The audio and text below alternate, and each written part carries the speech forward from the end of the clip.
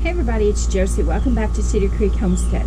I'm sorry about the noise, but there's just not really anywhere you can go outside that you don't hear air conditioner units running and people trying to cool off. So I'm out here on my porch. I just got out of the garden. I had to get the water turned on, and then fought the squash bugs. I do have some squash bugs I found on my squash. I just happened to notice that one of my squash vines it was actually a zucchini, was looking bad, and so I got to digging around on it and found some squash bugs. So I killed all of those and went down through my squash, and most of my squash were good, but they wouldn't be if I didn't go through every plant, every leaf. And I'm not saying that I missed a leaf or two. I was pretty consistent. Hopefully I got all the eggs. There wasn't a whole lot, maybe 2 or 3 out of all of my plants had any kind of pest presence at all. But those little boogers are quick, and they'll have your whole squash crop infested before you know it. I'm thinking that it probably helped that I got my squash out a little bit later. The pest presence hasn't been as great, but you need to stay on top of it and take care of it. Other than that, in my garden this year, I had tomato hornworms, and I took care of those. I've had a few grasshopper issues, and hopefully that doesn't get any worse. And I've had some rabbits. I've seen proof of rabbits being in there. They've left their calling card behind, and they've been eating on my green beans, and so I've got a little bit of an issue there, probably one bunny. But thankfully right now I'm still able to water, but cannot stay out on the garden for very long. It's just incredibly hot. It's a little after 9 this morning, Wednesday morning, and it's already 91 degrees, going up to 104 to 106 today, with a heat index of 112, and the humidity is horrible. And I know this is Oklahoma. We're dry. I shared with you on last night's video. Intended to make a video this morning, but I had to get do a little bit of more work on my tomatoes to make sure that we've got some storms coming in. Hopefully and prayerfully we get them, and they are calling that if we do get the one that they're calling for this evening, there's only like a 20% chance, but they say that we could have high winds, and so I want to make sure that my tomatoes are all going to come through the wind all right with their cages. I do have green tomatoes all over. I planted in the garden, I planted Jet Stars and I planted Celebrity. The Jet Stars have a lot of green onions on them. They don't have green onions. They have green tomatoes on them. And they also have quite a few little buds. However, some of the blooms are beginning to fall off.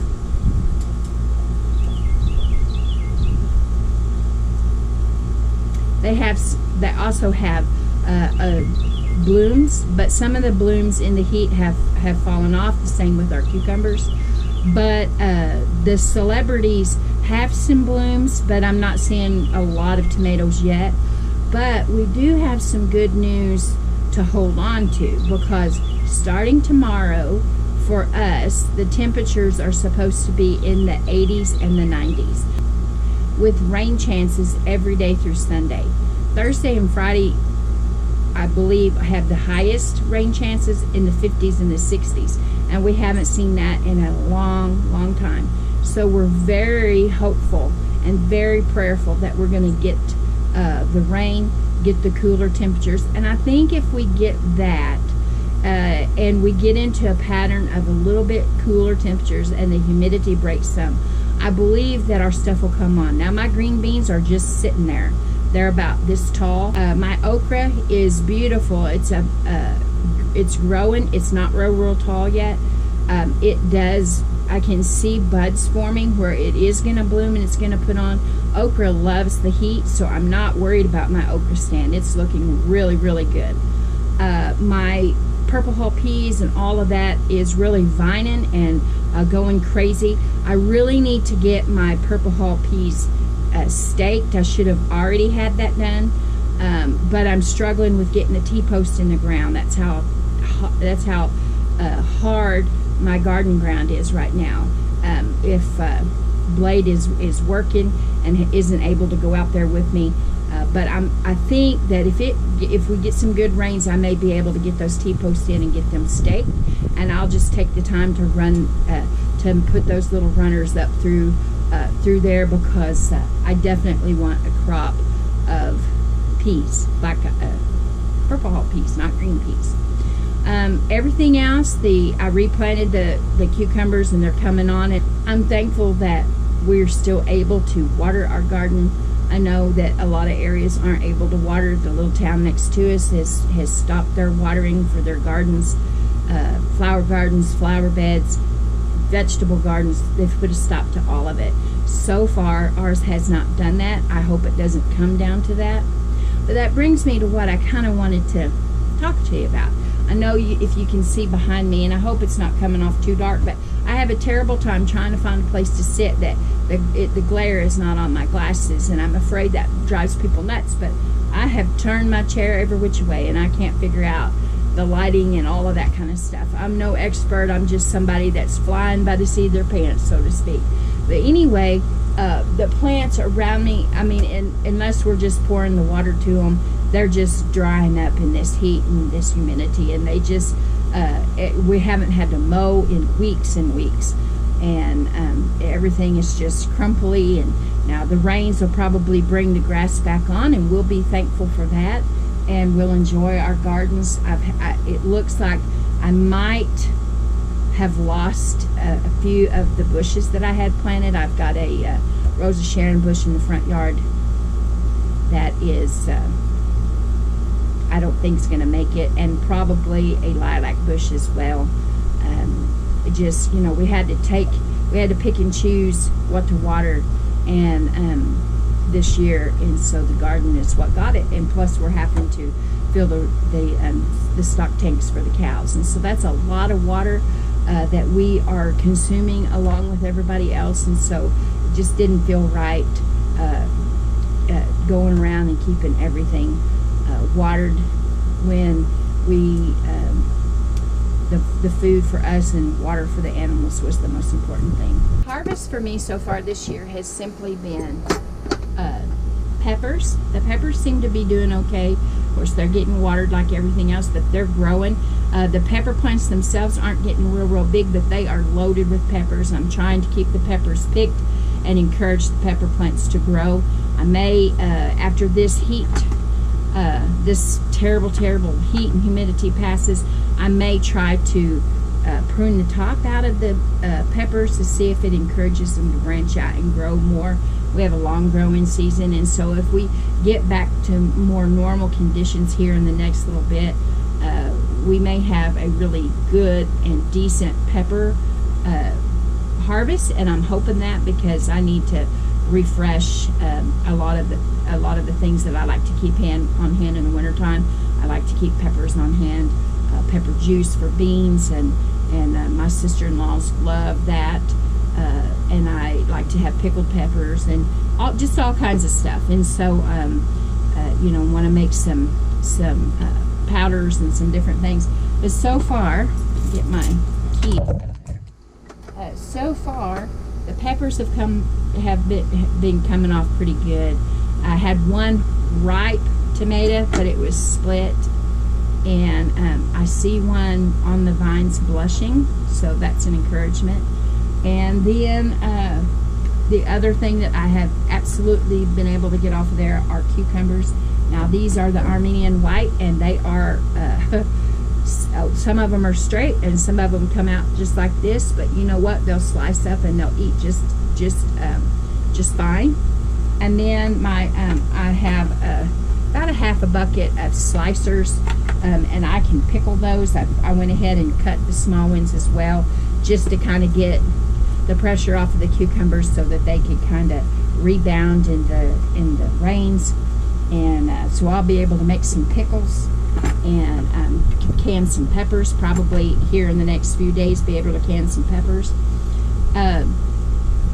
But we can see the harvest that we all was scrambling to get in. In January we were getting our seeds and getting everything planted and looking forward to a good harvest.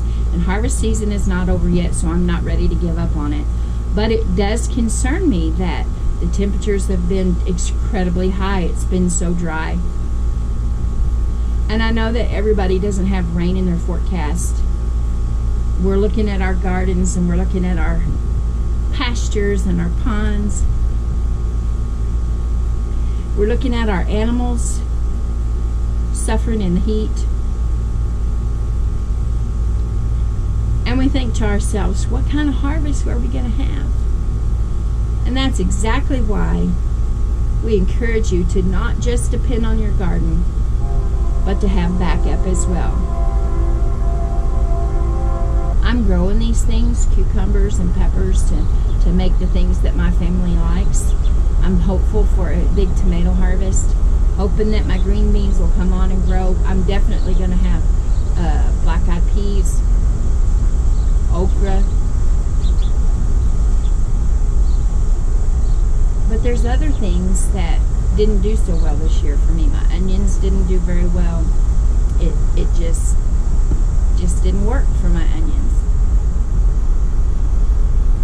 So I know that I need to purchase onions, and I can do that. We've got several really good produce companies, and I can buy onions by the pound, and Cheyenne and I can get those worked up and get them put in whatever we're going to do with them. We can get those taken care of. Potatoes, all of those things. We can take advantage of the fruit stands and the neighborhood, or fruit stands and the farmers markets. Buy those stuff at the store, at the big box stores, or Aldi's, or wherever it is that you shop, and it's a good deal. I would buy it, and I would put it up. Now, I don't know about in your area, but we have big time farmers. We have big growers here in our area that grow sweet corn and field corn, and they grow big fields of watermelons, cantaloupes, and other things. And this year the harvest has not been good. In fact, we've several of the growers around here have no melons this year. Their sweet corn, they didn't have a good harvest with that. And so things are serious, and you need to think about your food. You need to think about getting busy doing things that can provide for your family. But keep working in your gardens if at all possible. If you're in an area that you can water, then water those gardens. Keep babying them along. That's what I'm going to do, and keep encouraging them to grow as much as they can. I think if it'll cool off a little bit, especially if you have a long growing season, you'll be able to get a fall crop in. It won't be as big as your summer crop, but it'll be something. And if you've got backups to that, then you're on the right track. Container gardening is good. I've encouraged container gardening, but I'll be honest with you, container gardening so far this year for me has been a bust. Things have just burnt up. It's just been horrible. And so I am glad that I had other backups to container gardening, my big garden, and then able to buy and get from other sources. And that's what we all need to do. And we need to encourage each other, hold our head up high, and keep working on getting the harvest in. Even if we have to go to town to get the harvest in, put in what your family likes. So what it really boils down to is just keep working, putting one foot in front of the other, getting out there early in the morning or late at night, being prepared to sweat. This is not a job for the glamorous, I assure you. I'm hot and sweaty. I haven't even been in the house yet. I tried to find a place to do this video, and I have squash bugs smashed on my hands, and I'm a mess. But we're doing what we can to look well to the ways of our households. And I hope I've encouraged you guys to, yes, keep working in your garden if it's possible, if your garden hasn't burned up. But if your garden has, or they put restriction on you about your water, don't lose hope.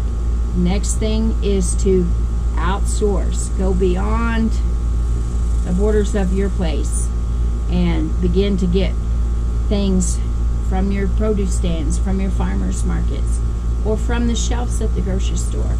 Don't be ashamed. Don't be prideful. Yeah, you didn't grow it. Somebody else grew it. Somebody else canned it. But you're going to have something on the shelves to pull out this winter and fix your kids something to eat. And that's what's most important. Okay, guys, it's hot. And I got to go in the house. I got some pickles to make. And until next time, guys, this is Josie. I love y'all. I really do. Keep looking well to the ways of your household. Keep drinking that cold ice water. Keep yourself hydrated. Drink those fluids. And until next time, guys, we're gone.